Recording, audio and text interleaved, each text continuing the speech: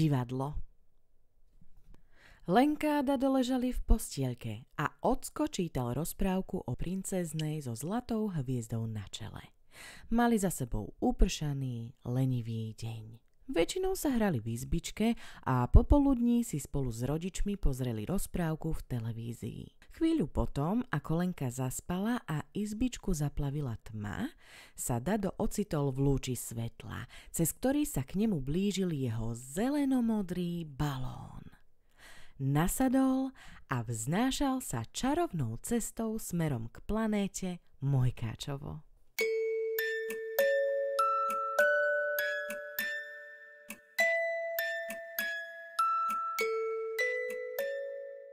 Keď sa blížil k svojej dedinke, na nebi posiatom balónmi podobnými ako mal on, ale v iných farbách, sa snažil očami vypátrať svojich priateľov. Aha, tam sú. Z ružovo-zeleného mu kývala Angela, z modrobieleho Maťko a z hnedého posielala vzdušné bosky Kika. Musím vám niečo povedať, kričala nedočkavo Angela, keď pristávali pri svojich domčekoch. O 5 minút zraz u mňa, dodala. V Angelinom domčeku to vyzeralo ako vo sne. Na stenách boli nádherné tapety plné kvetov, v rohu žiaril prekrásny ružový baldachín, pod ktorým sa odpočívalo ako na obláčiku. Štvorica kamarátov sa usadila a Angela im ponúkla jablkový čaj so škoricou z nádherných kvietkovaných šálok.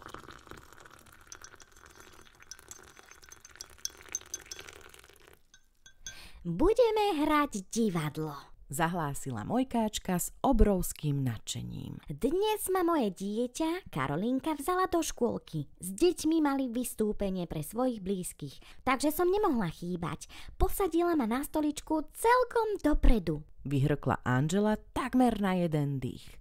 Keby ste to len videli, bolo to úžasné. Deti mali kostýmy, na scéne boli kulisy a rekvizity. Všetky tie slová ma naučila Karolinka, učili sa o nich v škôlke. Každé dieťa bolo prezlečené, Karolinka bola červená čiapočka, iné deti boli starou mamou a vlkom, dokonca tam bol aj polovník. Spoločne spievali, rozprávali básničky a na konci sa uklonili. Všetci im za to tlieskali. Maťkovi, Kike a Dadovi sa Angelino rozprávanie veľmi páčilo. Kamaráti sa rozhodli, že vo svojej dedinke urobia pre všetkých Mojkáčov divadelné vystúpenie.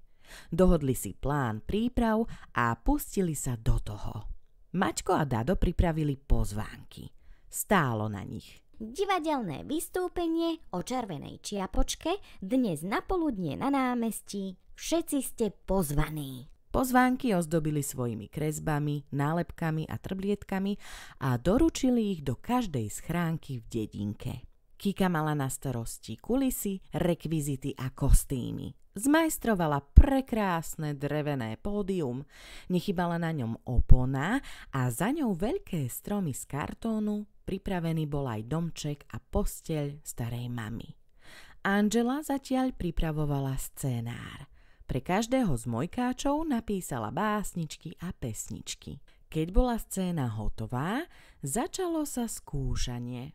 Kika dostala rolu červenej čiapočky, Dado bol vlk, Angela stará mama a Maťko poľovník.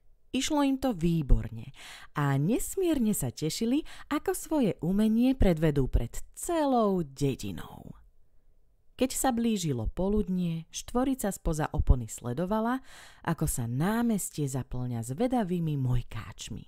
Pozrite sa, koľko prišlo ľudí, tešil sa Dado. To je úžasné, je tam aj môj sused Vincent, aj pani starostka, jasal Maťko. Angele žiarili očká a skákala od radosti. Len Kika sa ani nepohla. Nevedela, čo sa s ňou deje. Mala pocit, že v hrdle má hrču, kolena sa jej triasli. Nedokázala zo seba vydať ani hláska. Začíname, oznámila Angela. Všetci sa schovali, iba Kika ostala stáť na javisku. Opona sa pomaly otvorila a Kika s červenou čiapočkou na hlave, červeným plášťom a košíkom v ruke pozerala na publikum s otvorenými ústami. Chcela začať, no nevedela si spomenúť, čo má hovoriť. Začala sa potiť, srdíčko jej bilo ako o život. Nenapadlo jej nič lepšie, ako utiecť preč. Stoj, počkaj, kričali za ňou kamaráti. To je v poriadku, Kika. To, čo sa s tebou deje, sa volá tréma. Začala rýchlo Angela, keď ju dobehli. O tréme hovorili s Karolínkou jej rodičia, preto Angela vedela rozpoznať príznaky. To je, keď sa bojíš vystupovať pred toľkými ľuďmi. Podaj mi ruku, spolu to zvládneme. Najťažšie býva začať. Potom to už pôjde, uvidíš. Presviečala ju Angela, no Kika stále váhala. Zatvorila oči a predniesla čarovné slová. Dada bum, už počujem v diaľke šum. Láskavosť a odvaha s každým strachom zamáva.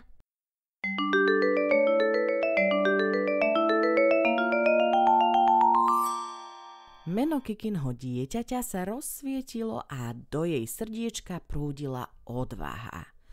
Podala ruku kamarátke a nechala sa viesť. Na javisku tentoraz nebola sama. Angela tam bola s ňou a ešte stále jej pevne stískala ruku. Keď Kika mala začať, ako si jej vyschlo v ústach a stále si nevedela spomenúť, čo má hovoriť. A tak spustila Angela. Vážení a milí, teraz v tejto chvíli prichádza príbeh rozprávkový o červenej čiapočke a o vlkovi.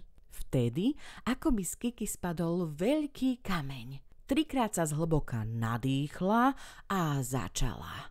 Najskôr potichu, ale rýchlo sa do toho dostala a svoju rolu červenej čiapočky zvládla na jednotku. Darilo sa aj vlkovi Dadovi, starej mame Angele a poľovníkovi Maťkovi. Na záver predstavenia sa 4 priatelia poklonili a diváci spustili hlasný potlesk. Bravo! Bravo! Kričali.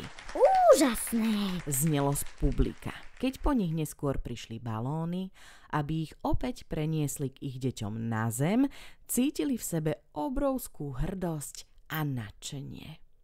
Dnes sa im podarila veľká vec. Nielen zahrať výborné divadlo, ale aj pomôcť priateľke zabojovať s trémou. A to je teda skvelý výkon.